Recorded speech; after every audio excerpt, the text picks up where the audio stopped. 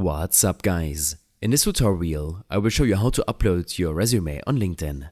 If you're actively looking for a job, having your resume ready to go on LinkedIn can make the application process much quicker.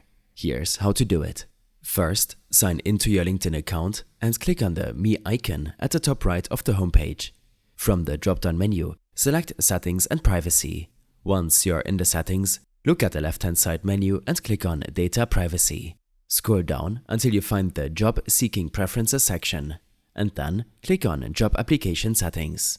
This section allows you to manage how your application data is stored and shared on LinkedIn.